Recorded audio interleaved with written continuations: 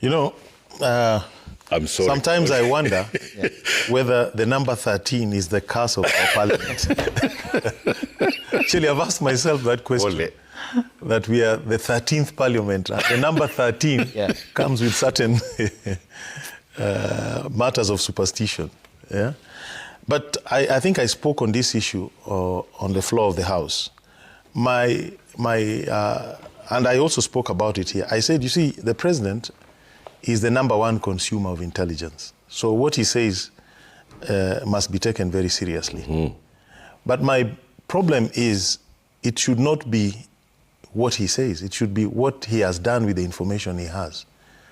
So that if there are people who are bringing parliament to disrepute by collecting bribes, and the president has that evidence, the best course of action is not mass condemnation of everybody, but is to take action through the investigative agencies under the executive, or by writing to the Speaker under Powers and Privileges Act. Yes, so that we deal with this issue. It is the same thing I saw the CS for Health telling us 10.6 billion has been fraudulently claimed from SHA.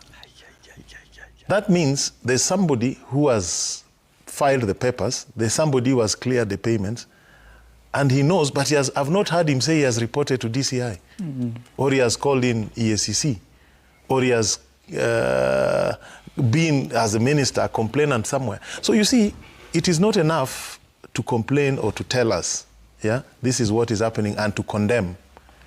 I think when you're in position of authority and power, your duties go beyond that.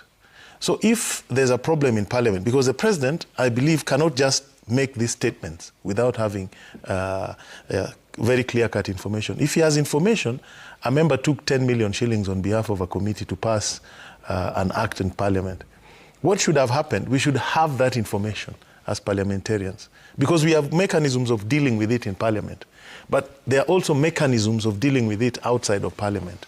So that is where I have a problem.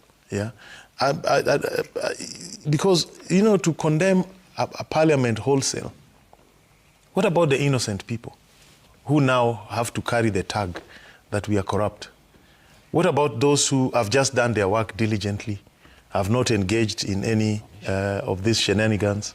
People who just, focus on what their job is, people's interest, That is a problem. And then it is not enough just to complain. If you think deeply about it, when the Auditor General brings the report of malfeasance in the executive, the political party leadership in the House, how do they react to those reports? What do they tell their members in the various committees? You see, this question is deeper. In fact, for me, I would love a very big debate on this. I would like a forum with various people, so we debate this issue, so that we speak to each other the truth.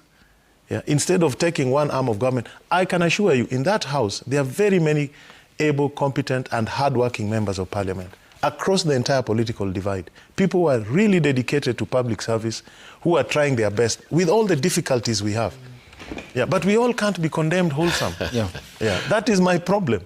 And me, if I had evidence, and I would not complain, I would go and present the evidence. But to come and call us at that PG meeting, and they're trying to lecture us. Were you there? I was there. And in fact, I was the first one to raise my hand. I wanted to speak my mind there on the spot. But then the members just told me, we don't even want to have tea. We don't even want to talk to them. We leave. In fact, what kept us there was the rain. Because the first misconception was that Senate has no role to oversight counties. Yet the Constitution, Article 96.3, is very clear. Why is he doing that? The second one was that we are all corrupt. That's the question. So you see, you start asking yourself, we came, it was completely... What was your initial thinking to discuss? I wanted to ask the president. First, I wanted to point out what the law is. Ask him now, he's listening. On the Senate, so that my party leader, if somebody had misled him, we would clarify that issue on the spot. Because it is not, somebody of my party leader's stature cannot make a statement that is not founded on the Constitution. So either somebody misled him, or somebody gave him wrong information. And it is incumbent on us as their followers and people who have been with them for a long time and who respect them and who work for them to point out that. But I wanted to challenge the president. Don't complain, don't whine.